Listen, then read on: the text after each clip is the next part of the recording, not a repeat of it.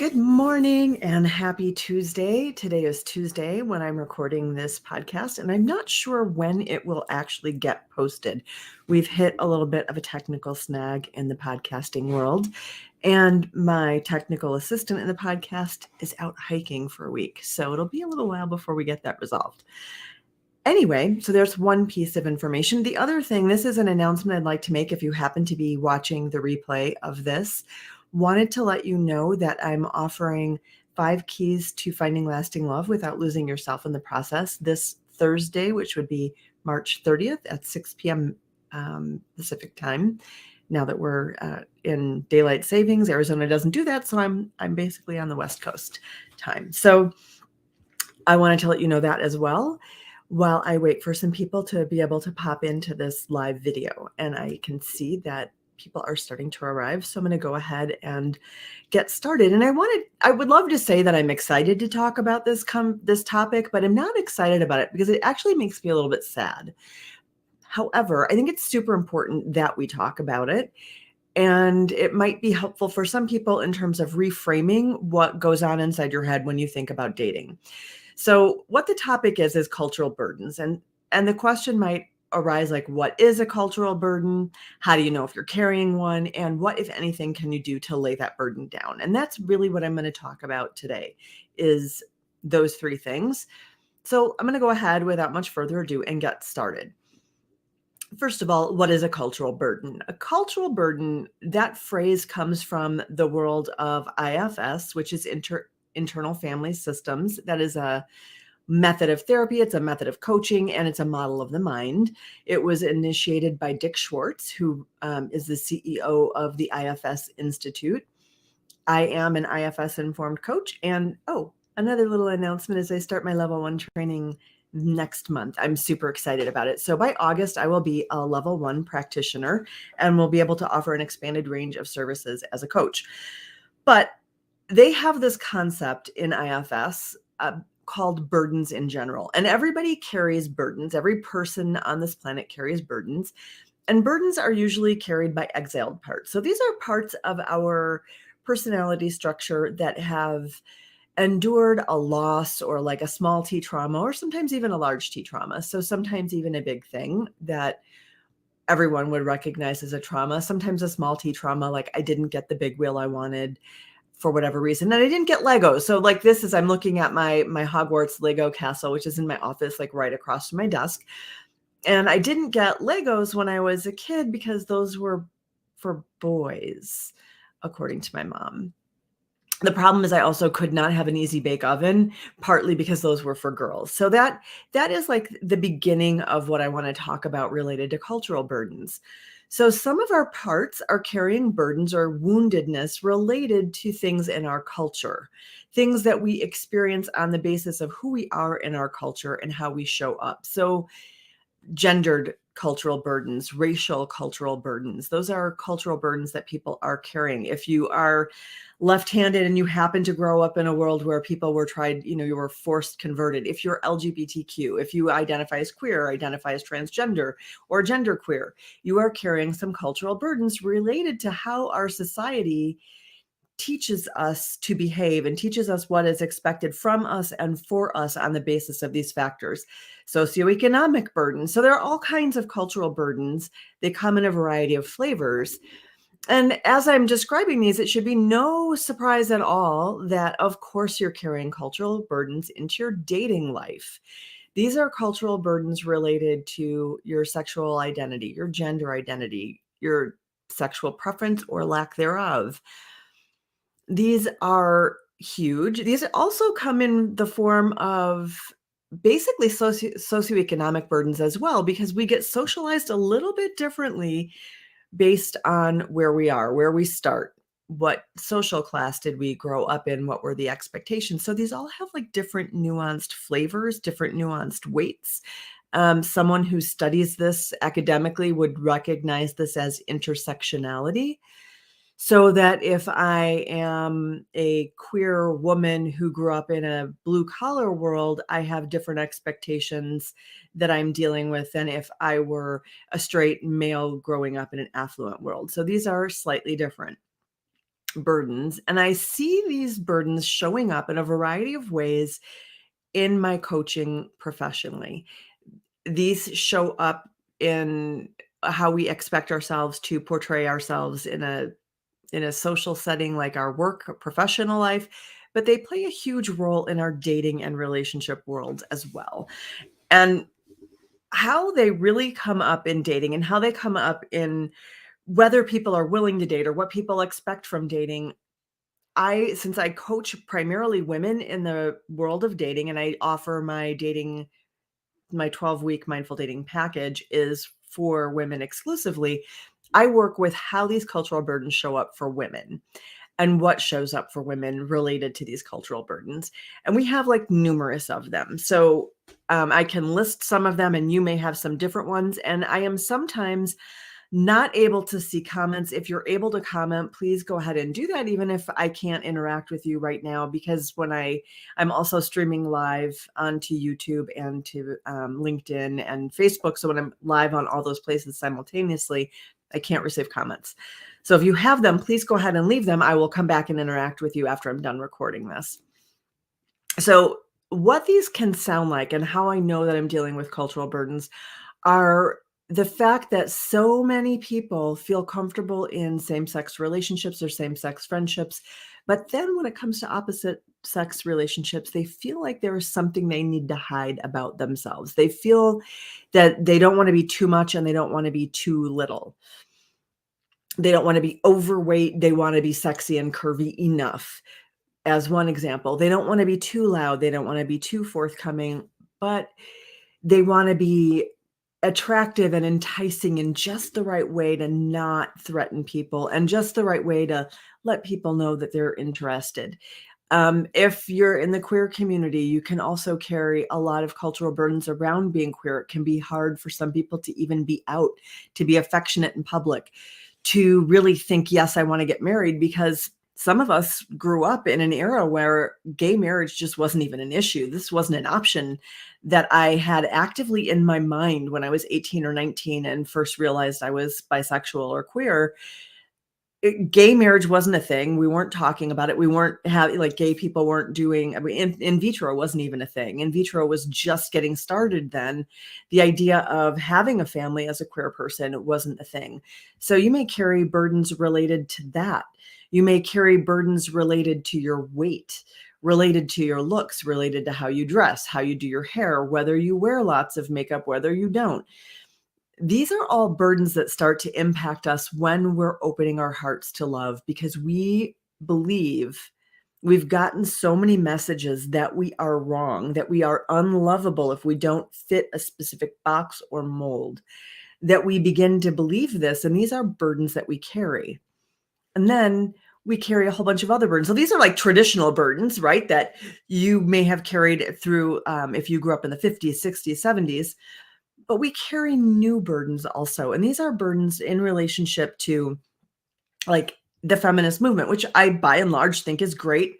Women are people too. Women should have all the options that men have. We should never face discrimination on the basis of our sex or gender. I believe in full rights for queer people. I believe that people have the right to express themselves in terms of their gender identity. I believe people have the right to choose consenting partnerships with people of any gender. I think that is just a fundamental human right. However, we can also feel imprisoned by those rights in the sense that you might feel forced to take on that role. So I hear a lot of women saying, I don't need a man. And I hear this mostly from women. I don't really hear this from gay men.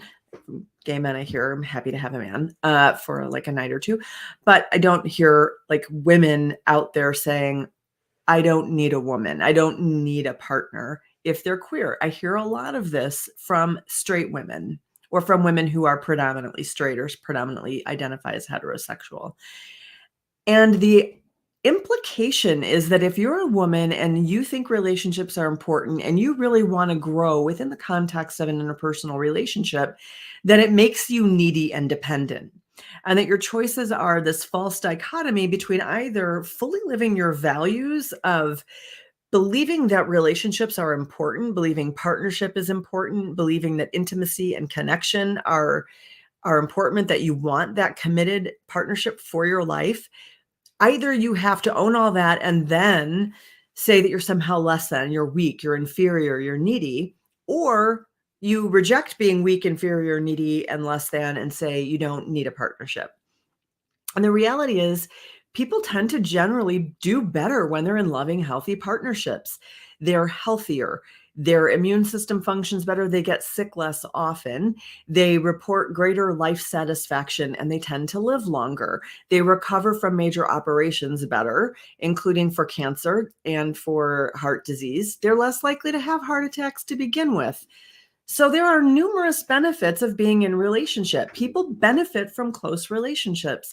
But if you're carrying this cultural burden that being in them automatically means you're weak and needy and inadequate, then a couple of things come up. And since I work with women, I see these most often in women, but they come up for men too. So if you happen to be male and you happen to be listening this far into this video or this far into this podcast, what I want to suggest to you is that you also are carrying some cultural burdens as well. You think you have to be the strong one. It's hard for you to be with a strong, independent woman because it threatens your sense that a woman must need you, that if a woman doesn't need you, she could leave you, as if like just being committed to your welfare isn't enough of a reason for a woman to stay with you. You could also have this cultural burden that you're afraid also of admitting that you want a partner because it's going to make you look weak, because we associate someone who values partnership as someone who is less than, weak, needy, independent, or partial. That is now affecting men and women in our culture. And I mean, it's nonsense. We all do better in close relationships. We all do. Humans are social animals. Of course, we need other people.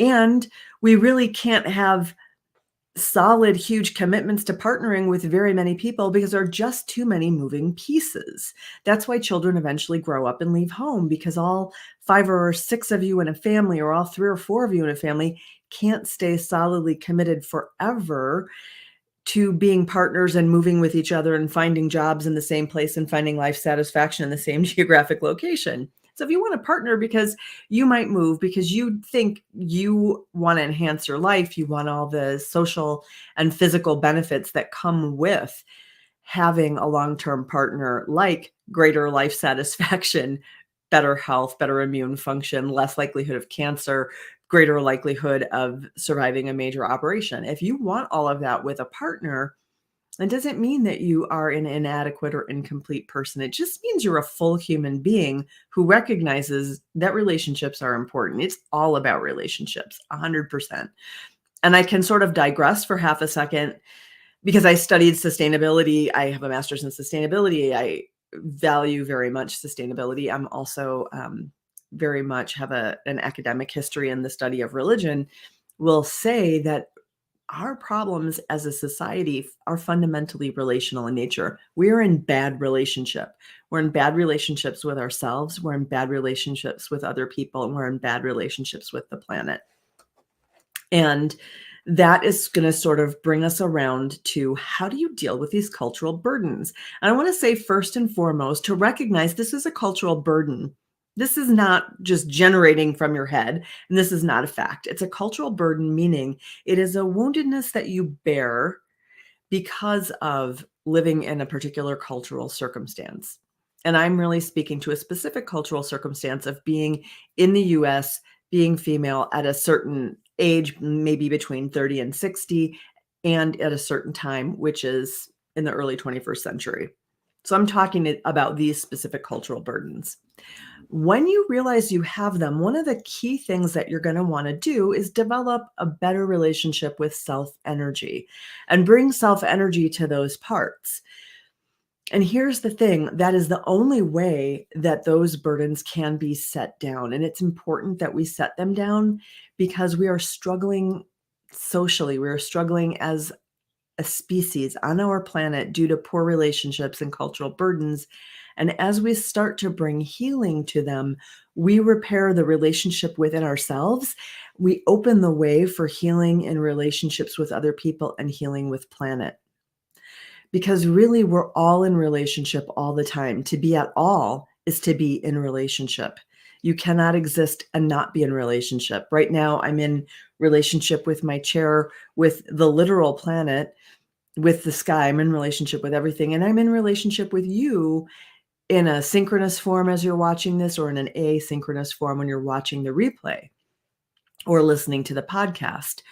To be at all is to be in relationship. And when we bring self energy, when we improve, increase our ability to access self energy and to get self energy to relate to connect with those struggling parts that are carrying cultural burdens, we can do a few things. One is we can let those parts know that self is there. Self has this.